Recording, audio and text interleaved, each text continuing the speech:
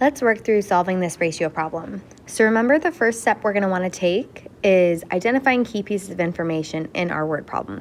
So this says, you are playing a massive game of Among Us with students from your school. The ratio of crewmates to imposters is 7 to 2. There are 108 students playing total. How many imposters are there? So let's think about what's important here. Obviously, when we're solving ratio problems, anytime we see our ratio, that's going to be important. And we want to identify what goes with which part of the ratio. So crewmates comes first in this statement, and 7 comes first. That means the part of the ratio that refers to crewmates is 7.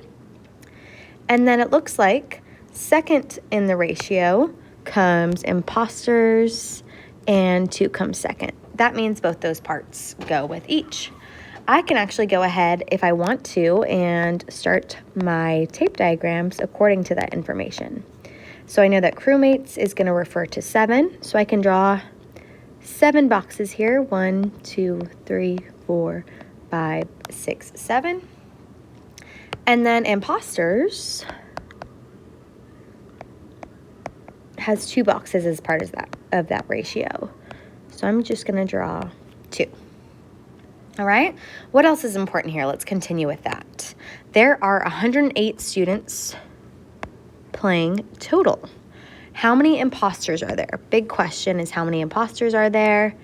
And then, of course, it's going to be important that 108 students are playing total. All right, so now that we set up our tape diagrams, we want to look at the other piece of information and ask ourselves, does that tell us about a part or a whole of the ratio? Now this says 108 students are playing total. Think to yourself, does that reference a part or a whole? Well, my opinion is that it references the whole. And how do I know this? Well, if it was a part, it should have said 108 crewmates or 108 imposters, but it doesn't. It says 108 students playing total. So this 108 then references the whole, both parts, the 7 and the 2. And now I want to use that information to find the value of each of these boxes, right? How many boxes are there total? Well, there's 9, right? Because I have to take the 7 part plus the 2 part to give me 9. And if I want to find the value of all 9 of those boxes, remember, I'm going to have to divide by 9. Remember, we don't always add both parts. It just depends on the information given. So in this case, it said 108 students playing total. That's why we took both parts, because it referenced the whole. But if it said 108 crewmates, then we would just divide by 7, since that part of the ratio is 7. And if it said imposters, we would just divide by 2. But since it says students playing total, we know that references the whole. That's why we add both parts and divide by 9. All right, so 108 divided by 9 leaves us with 12.